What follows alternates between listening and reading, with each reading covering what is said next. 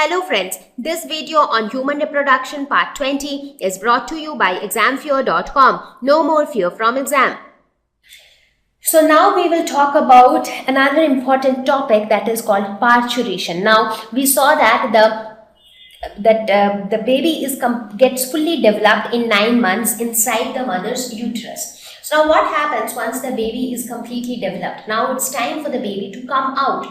So the baby has to come out, but again, coming out of the baby is not, again, that has a lot of techniques involved. It just doesn't happen on its own. So there are so many things involved, and this is what we will study in parturition. So what is parturition? It is the process of delivery of the fetus. So in common words, it is known as childbirth. The way a child is born, or the way the child is brought from the uterus to the outside, that is called parturition.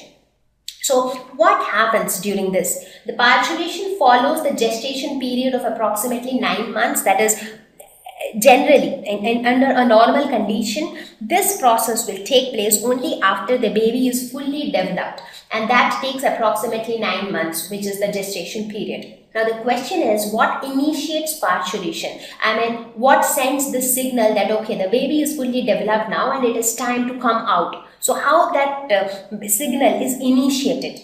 Now you will be surprised to know that it is the fetus itself which initiates parturition. So once the fetus is fully developed, it itself sends a signal that okay, I am fully developed, it's time for delivery. So there is an entire neuroendocrine mechanism which takes place inside, which becomes active and which functions inside the body of the mother, which helps parturition to take place. So when I say neuroendocrine, so the neural system, the nervous system, as well as the endocrine system, they play their roles hand in hand, and that is how parturition happens. Now, for parturition to occur, the progesterone production by corpus luteum must be terminated. Why? Because the corpus luteum was secreting progesterone. And what was the role of progesterone hormone? Its role was to maintain the thickness of the endometrial lining. Right? Now when you want the baby to be delivered, so you again don't want the endometrial lining. So the progesterone level has to be reduced. So that is one thing. So now, as the fetus grows in a very restrictive environment, like as the fetus keeps on growing, so there is very less space inside. So there is a lot of restriction. So the fetus gets stressed. Now, when it gets stressed, what happens? The hormone, due to stress in any human being, the hormone levels will change. So even inside the fetus, when the hormone levels change, what happens? Hormones like the cortisol or the estrogen or the ACTH, all these hormone levels tend to increase. Right? So as a result, the estrogen to progesterone ratio also increases. The estrogen level increases, but the progesterone level decreases. Right? So that is the scenario which we want for parturition to take place. So due to these changes in the hormone levels of the fetus, the parturition is initiated. So fetus will induce, so as a result of these changed hormone levels, what will happen? This will induce mild uterine contractions. Now the uterine is made up of 3 layers, right? The endometrium, to which the baby was connected. So endometrium was playing a very important role as long as the baby was inside the uterus. Now when it is time for the baby to come out, what do we want? We want the uterus to show maximum contractions. And which muscles will show those contractions? Please go back to when I was talking about the 3 layers of uterus. Exactly. It is the myometrium. So it is not the endometrium, but the myometrium. So the middle thick layer of the uterus will start feeling the uterine contractions. Now what happens as the uterus contracts? Now when the uterus contracts, so it will be like trying to push the baby towards this direction due to the contraction of the walls of the uterus. Right? As a result, the baby will be pushed downwards. Right? Now, this entire thing happens due to the increased estrogen-progesterone ratio. And how this happens? Because whenever the baby, the levels of hormones in the baby changes, the secretion of progesterone from the corpus luteum stops. So that is one thing that happens. Therefore, the level of progesterone decreases. Also, due to changes in hormone levels, the level of estrogen increases. So due to this, the ratio of estrogen when compared to progesterone increases, and because of this, uterine contractions are initiated. Also, oxytocin hormone is also released. Oxytocin is a hormone which is often known as the birth hormone, and it is released. It is secreted by the pituitary gland. So what does this hormone do?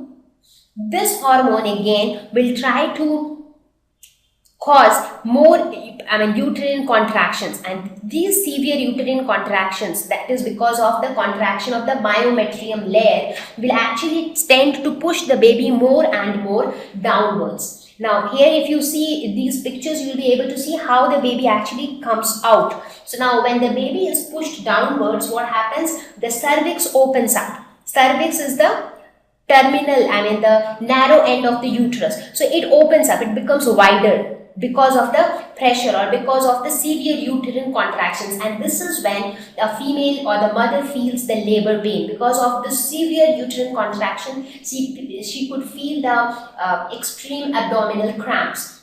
Now as the baby comes down, the cervix widens up and it reaches the vaginal pathway. So once it reaches the vaginal pathway, what happens? The doctor is able to see the head of the baby, somewhat like this. So from where is the doctor seeing the head of the baby? It is through the vaginal opening. So once that is seen, the head can be pushed outward, and then gradually the baby is rotated in a comfortable position so that the shoulders can be brought out. So once the shoulders are brought out, after that the baby comes out with ease, because after the shoulders, if you see, the rest of the body is quite thinner and it easily comes out. So this is how the baby is delivered. So this entire process of delivery is initiated by the fetus itself, and it all happens, it is all controlled by the varying levels of the hormones. So hormones play a very, very important role in almost all the processes taking place inside our body. Now here I have not discussed much about the hormones like oxytocin or ACTH. If you want to know more detail about them, you can just refer the lesson on chemical coordination and integration of class 11. So there I have discussed about each of these hormones in detail. So now once the baby is delivered, another important thing to be discussed is the lactation. Now you remember we spoke about the mammary glands. We said that the speciality of the mammary glands is that they produce milk and they are exclusively present in a female body. So now you understand why is it like that. That's because the female will give birth to the child, and now the child needs to be fed. So you need to feed something to the child. So the best thing to feed the child is the breast milk. So the milk coming out of your breast. Now this milk production doesn't happen always. It happens only when a female delivers a baby. So towards the end of the gestation period, that is towards the end of the pregnancy, the milk production starts. So the milk production from mammary glands towards the end of the gestation period, that is known as lactation. The word lactation, lactate is related to milk because milk contains lactic acid. That is why you see the sugar present in milk is called lactose.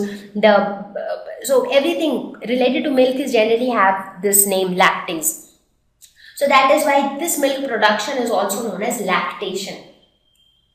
So newborn baby is breastfed, and it is very, very important to breastfeed them. Why so? Because the breast milk has several things which are extremely advantageous for a newborn baby. Now when the baby is taken out of the mother's body for the first time, it becomes very uncomfortable for the baby, because till now for the 9 months the baby was inside a protected environment inside the uterus. So it was getting all its food, all its nutrition on its own. Now suddenly when it comes out to the environment, it takes some time for the baby to adjust.